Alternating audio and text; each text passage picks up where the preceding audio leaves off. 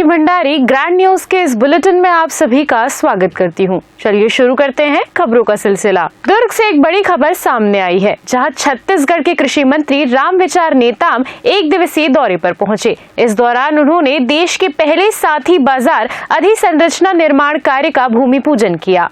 दुर्ग श्री किसान producer company limited द्वारा संचालित इस साथी बाजार के भूमि पूजन कार्यक्रम में कृषि मंत्री रामविचार नेताम, मंत्री गजेंद्र यादव, विधायक ललित चंद्राकर और राज्य बीज निगम के अध्यक्ष चंद्रहास चंद्राकर मौजूद रहे। कृषि मंत्री रामविचार नेताम ने कहा कि अब किसान अपनी उपज किसी को भी सीधे बेच सकेंगे। यहां 5000 टन क्षमता का आधुनिक कोल्ड स्टोरेज बनाया जाएगा। किसानों की सुविधा के लिए इस साथी बाजार में गेम जोन, वेंडर जोन और अन्य आधुनिक सुविधाएं भी विकसित की जाएंगी। पूर्व मंत्री और कांग्रेस नेता अमरजीत भगत के बयान पर पलटवार करते हुए कृषि मंत्री ने कहा कि जल, जंगल और जमीन को सबसे ज्यादा नुकसान कांग्रेस शासन में हुआ है। उन्होंने कहा कि कांग्रेस आज वही बातें दोहरा रही है जिनका जवाब जनता पहले ही दे चुकी है। कृषि मंत्री ने किसानों के लिए खुशखबरी देते हुए कहा कि मुख्यमंत्री की घोषणा के अनुसार होली से पहले किसानों को अंतर की राशि उनके खातों में दी जाएगी। जब ये योजना आया तो इस योजना की जानकारी इन्होंने लिया और इसके बाद इन्होंने एक बहुत बड़ा अपने योगदान देते हुए दुर्ग जिले में ही स्थापित करने का सबसे पहला प्रस्ताव, और प्रस्ताव ही नहीं बल्कि जमीनें देने का, अच्छे जगह में जमीन देने का एक इन्होंने हिम्मत दिखाया और काम जो किया, और उसी के तहत एक बृहद योजना बना करके साथ ही बाजार बनाने का आज हम लोगों ने भूमि पूजन किया है।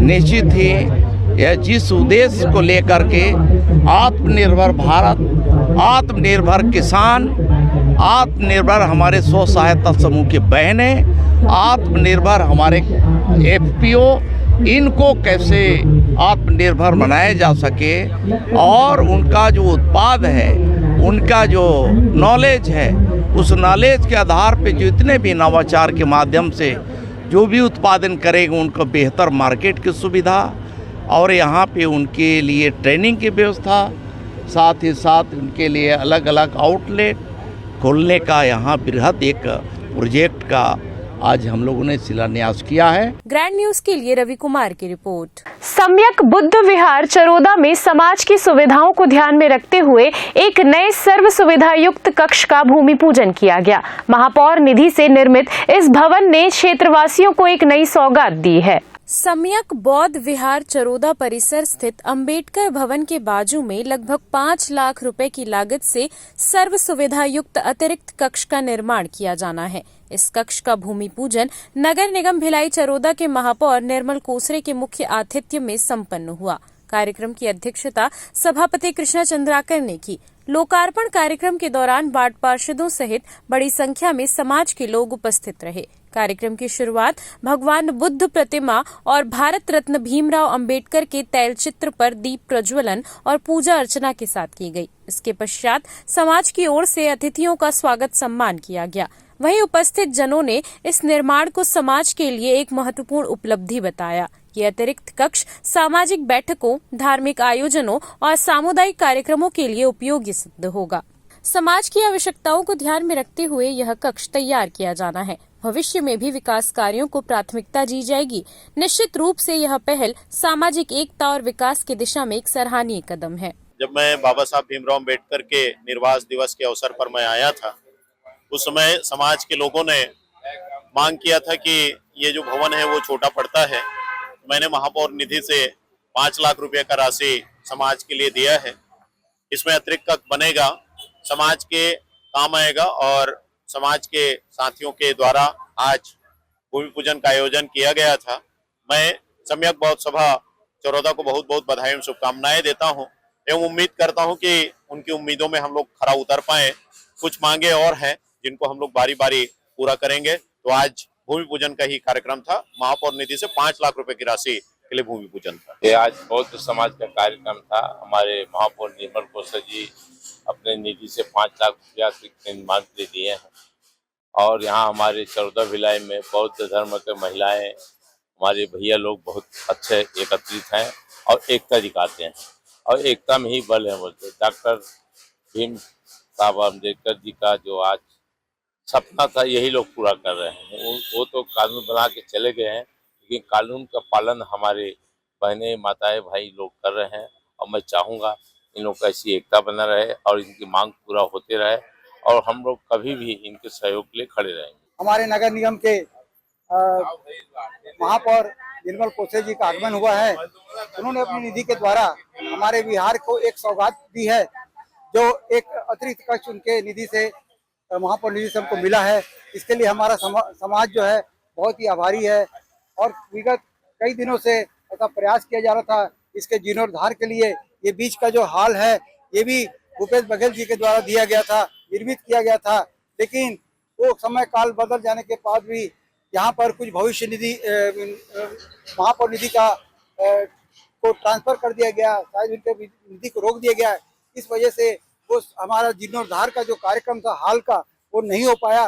उसी के एवज में महापौर ने हमें 5 लाख की निधि दे करके हमारे समाज को एक सौगात दी है कि ये उन्होंने एक अतिरिक्त कक्ष हमारे बाबा साहब अम्बेडकर के भवन के आसपास बनाने के लिए एक स्वीकृति अनुमोदन प्रदान किया है। ग्रैंड न्यूज के लिए शैलेंद्र खरे की रिपोर्ट। 13 जनवरी 2026 को अधिसूचित यूजीसी बिल अभी तक लागू नहीं हो सका है।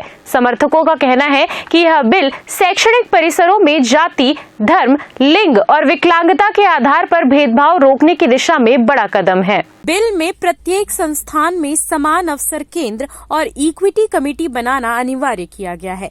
पहली बार ओबीसी छात्रों को भी स्पष्ट रूप से सुरक्षा के दायरे में शामिल किया गया है। नियमों के उल्लंघन पर फंडिंग रोकने या मान्यता रद्द करने का प्रावधान है। हालांकि 29 जनवरी 2026 को सुप्रीम कोर्ट ऑफ इंडिया ने कुछ परिभाषाओं को अस्पष्ट बताते हुए नियमों पर अस्थायी रोक लगा दी है। फिलहाल 2012 के पुराने नियम लागू हैं। वहीं इसी मुद्दे पर दुर्ग में एसटी, एससी और ओबीसी समुदायों ने संयुक्त सभा कर बिल के समर्थन में रैली निकाली और कलेक्ट्रेट पहुंचकर राष्ट्रपति के नाम ज्ञापन सौंपा। प्रतिनिधियों ने कहा कि वे शांतिपूर्ण और संवैधानिक तरीके से अपनी मांग रख रहे हैं।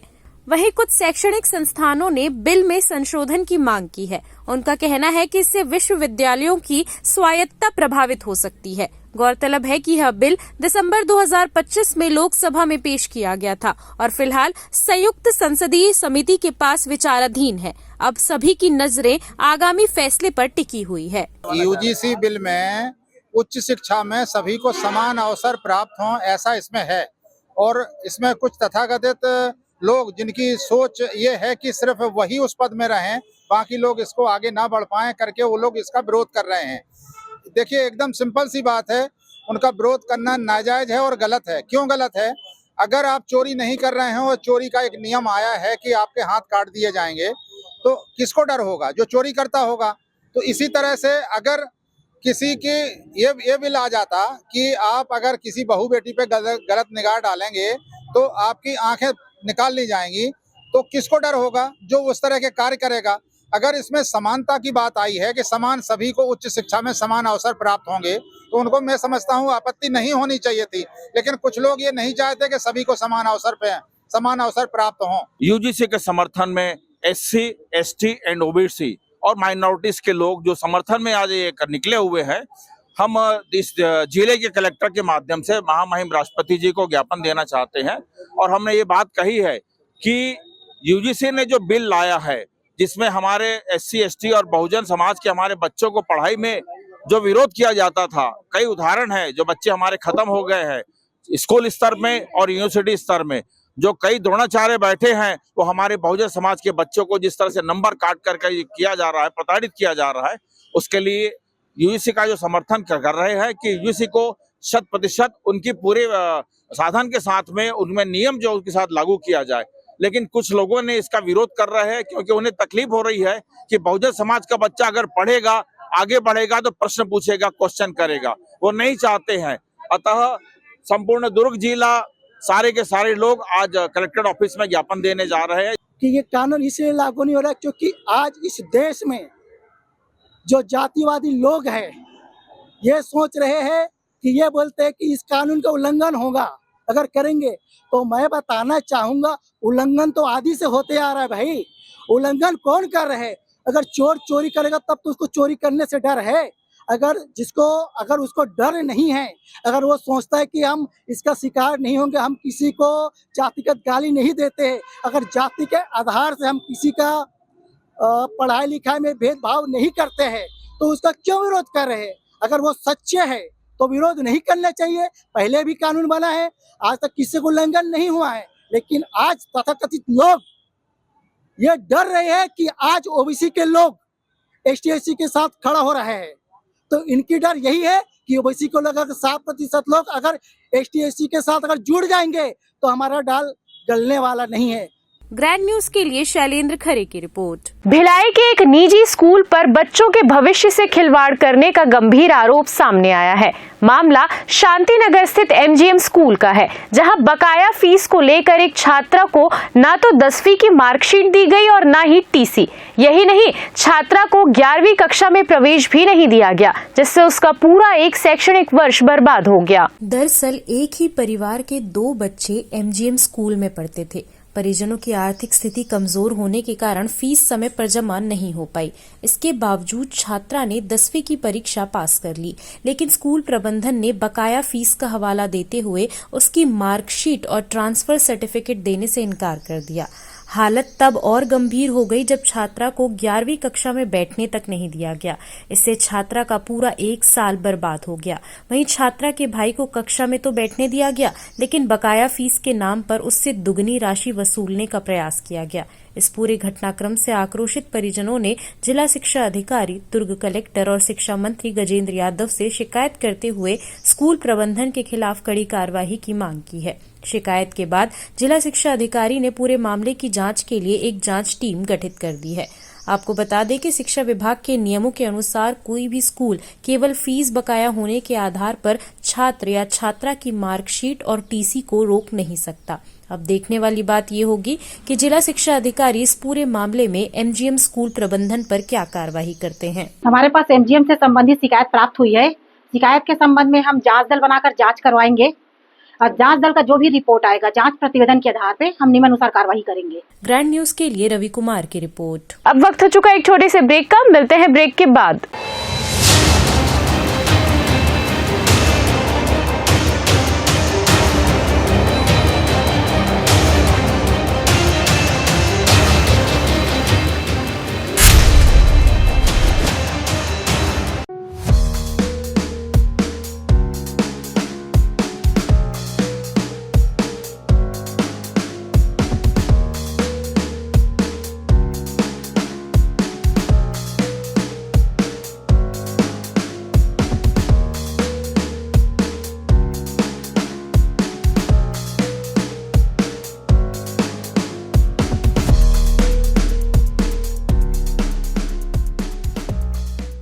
गुरु नानक टिफिन, पंजाबी घर के खाने का स्वाद, घर पहुंच सेवा उपलब्ध, पता गुरु नानक नगर, वैशाली नगर, भिलाई। दिए गए नंबर पर कॉल करें। अब पाएं चश्मे से आजादी बिना ऑपरेशन टचलेस। लेजिक द्वारा 15 मिनट में अपना चश्मा हटवाएं। ड्रॉप द्वारा शून्य, सुई नहीं, चीरा नहीं, टांका नहीं, पट्टी नहीं, सर्वाधिक सुरक्षित उपचार, तेज रिकवरी, 100% प्रभावी, साफ एवं बेहतर दृष्टि। मिलने का समय सुबह 9 बजे से 10 बजे तक एवं दोपहर 3:30 से 5:30 बजे तक। अब सारी जटिल से जटिल समस्याओं के समाधान के लिए मिले पंडित रविकांत शर्मा, पंडित एस.के. शास्त्री, श्री खाटू श्याम ज्योतिष। चमत्कार को नमस्कार। हर एक समस्या का समाधान तुरंत किया जाता है। टेवा जन्मपत्री, हस्तरेखा, फोटो देखकर जीवन का पूरा हाल बताया जाता है। हमारे लिखे पर विश्वास ना करो तो एक बार मिलकर देखो। कारोबार में हानि, पढ़ाई में मन न लगना, विदेश यात्रा, मुकदमे में हार, शादी संयोग में रुकावट या हो फिर मानसिक परेशानी, संतान का ना होना या नष्ट हो जाना, ग्रह क्लेश, ग्रह शांति, असामाजिक रोग आदि जटिल से जटिल समस्याओं का समाधान तुरंत किया जाता है। मिलने का पता बोलसाय पारा चौक, दुर्ग। Mobile number 74706 74060।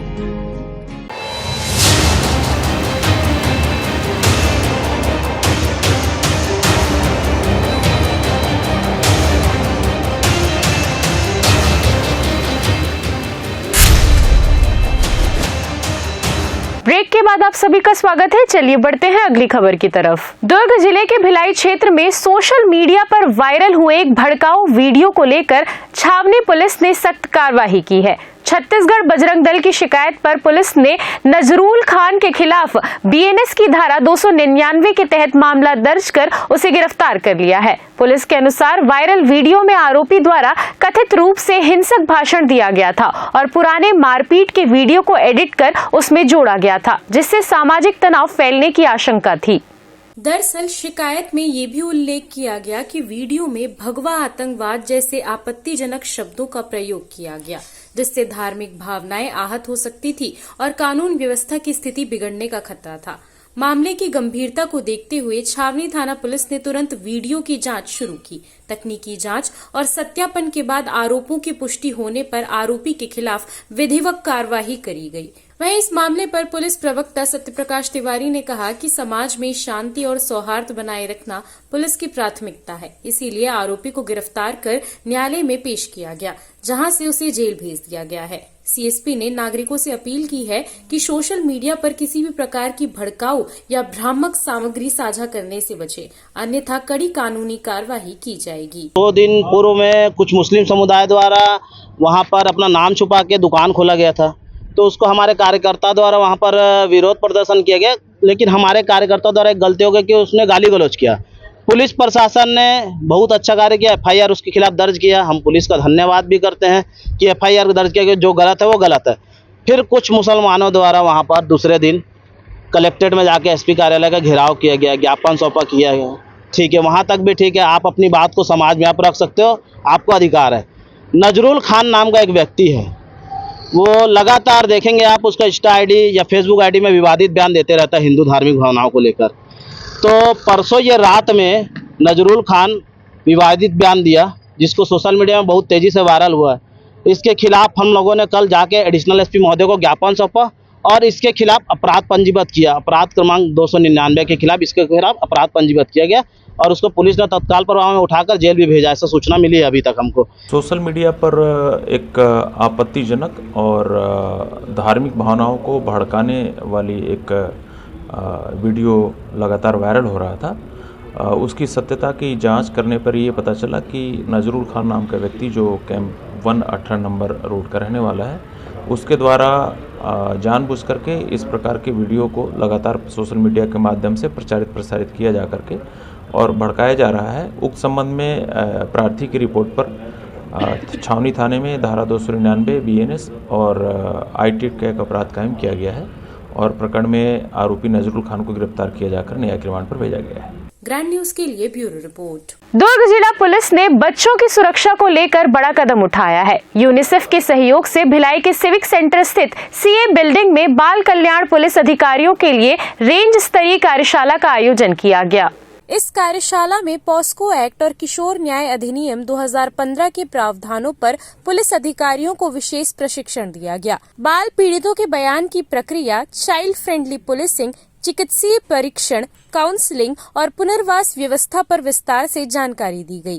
कार्यक्रम में जिला कलेक्टर और वरिष्ठ पुलिस अधीक्षक मौजूद रहे। कलेक्टर ने कहा, बच्चे देश का भविष्य हैं, उनकी सुरक्षा प्रशासन और समाज दोनों की जिम्मेदारी है।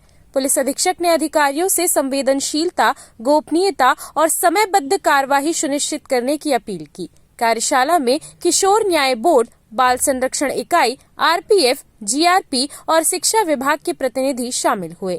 अंत में दुर्ग पुलिस ने जनता से अपील की कि बच्चों से जुड़े किसी भी अपराध की सूचना तुरंत पुलिस को दे, ताकि उन्हें त्वरित न्याय मिल सके। दुर्ग पुलिस की बड़ी ही सराहनीय पहल है ये। यूनिसेफ के सहयोग से यहाँ पर juvenile justice act, POCSO act और बच्चों के संबंधित जो अन्य अधिकार हैं उनको लेकर के कार्यशाला आयोजित की गई है, जिसमें पुलिस अधिकारी भी शामिल हैं, बाल संप्रेक्षण गृह, बाल कल्याण समिति के अधिकारी भी शामिल हैं। तो कानून के बहुत सारे बारीक पहलू होते हैं जिनमें कहीं ना कहीं शिक्षण का अभाव, जानकारी का अभाव होने के कारण जैसा नतीजा हम चाहते हैं वैसे नहीं आ पाते। तो मैं समझता हूँ कि इससे काफ़ी एक लोगों में जागरूकता आएगी और बहुत सारी चीज़ों को लेकर के जो भ्रांतियाँ भी रहती हैं या कन्फ्यूजन रहते हैं वो दूर होंगे और आगे चल करके मैं मानता हूँ कि इससे विवेचना में भी और जो न्याय प्रक्रिया है उसमें भी काफ़ी गुणवत्तापूर्वक सुधार आएगा। यूनिसेफ के सहयोग से जिला पुलिस दुर्ग द्वारा ये आयोजन किया गया है, जिसमें पॉक्सो एक्ट और जेजे एक्ट के जो प्रावधान है उसके विषय में विवेचकों को बताना और साथ में जो थानों में बाल कल्याण अधिकारी हैं उनको प्रशिक्षित किया जाना बहुत आवश्यक है, क्योंकि जब तक हमको अपने न्यायिक अधिकारों के विषय में नहीं पता रहेगा, कानूनी जानकारियां नहीं रहेंगे, तब तक किसी भी समस्या का सही समाधान सही ढंग से किया जाना संभव नहीं है। और बाल अधिकार और बाल कानून इतने व्यापक हैं, उनके प्रावधानों को जानना बहुत आवश्यक है। जैसे बहुत सारी एजेंसियां इन्वॉल्व होती है, जैसे CWC है, महिला बाल विकास विभाग है, बाल संप्रेषण गृह है, जेजे बोर्ड है, तो इन सभी के दायित्व और इनके क्षेत्राधिकार और काउंसलिंग एजेंसी, रिहेबिलिटेशन एजेंसी कौन कौन है, सब जानना बहुत जरूरी है। और इसीलिए आज यूनिसेफ के सहयोग से कार्यशाला आयोजित की गई है। इसमें यूनिसेफ के प्रतिनिधि दिल्ली से भी आए हुए हैं और उनके सानिध्य में कार्यशाला आयोजित की जा रही है। ग्रैंड न्यूज के लिए रवि कुमार की रिपोर्ट। कुरुद स्थित CCM मेडिकल कॉलेज रोड पर म्यूल खातों के जरिए अवैध लेन देन करने वाले अंतर्राज्यीय गिरोह का भांडाफोड़ करते हुए जामुल पुलिस ने 4 आरोपियों को गिरफ्तार किया है। पुलिस को मुखबिर से सूचना मिली थी कि गुप्ता PG के पास कुछ युवक दूसरों के बैंक खातों का दुरुपयोग कर साइबर अपराधियों को सहयोग दे रहे हैं। मौके पर घेराबंदी कर पुलिस ने चारों आरोपियों को पकड़ा।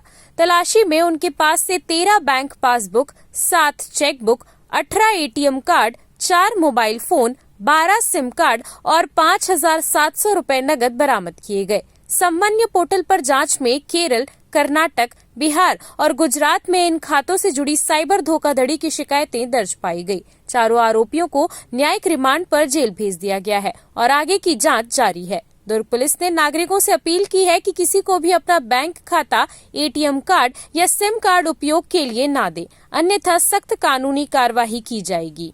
ग्रैंड न्यूज के लिए रवि कुमार की रिपोर्ट। दुर्ग जिले में अपराध पर लगाम कसने के लिए पुलिस ने तड़के बड़ा सर्च ऑपरेशन चलाया। भिलाई नगर जोन में संदिग्ध इलाकों और बाहरी किराएदारों के खिलाफ विशेष रेड की गई, जिसमें चोरी की मोटरसाइकिल समेत 5 संदिग्ध वाहन बरामद किए गए। दुर्ग जिले में अपराध नियंत्रण के उद्देश्य से आज सुबह 4 बजे से 8 बजे तक भिलाई नगर जोन थाना पुलिस और ACCU की संयुक्त टीम ने सघन सर्च अभियान चलाया। दीनदयाल कॉलोनी, खमरिया और स्मृति नगर क्षेत्र में 290 मकानों की तलाशी ली गई। अभियान के दौरान बाहरी राज्यों और जिलों से आए 25 किराएदारों का फिंगरप्रिंट और सत्यापन किया गया। सशक्त ऐप के माध्यम से 155 वाहनों की जांच की गई, जिसमें 5 दोपहिया वाहन संदिग्ध पाए गए। जांच के दौरान थाना पुलगांव से चोरी हुई हीरो होंडा मोटरसाइकिल क्रमांक CG07 AC 8651 बरामद की गई, जबकि 4 अन्य संदिग्ध मोटरसाइकिलों को थाना लाकर वैधानिक कार्रवाई की जा रही है। इस अभियान में सुपेला, स्मृति नगर, वैशाली नगर, अंडा थाना, रक्षा टीम और ACCU टीम की अहम भूमिका रही। दुर्ग पुलिस ने नागरिकों से अपील की है कि किराएदारों का सत्यापन जरूर कराएं और किसी भी संदिग्ध व्यक्ति की सूचना तुरंत पुलिस को दें। ग्रैंड न्यूज के लिए रवि कुमार की रिपोर्ट। इस वक्त की इस बुलेटिन में फिलहाल इतना ही। मुझे दीजिए इजाजत और आप देखते रहिए ग्रैंड न्यूज।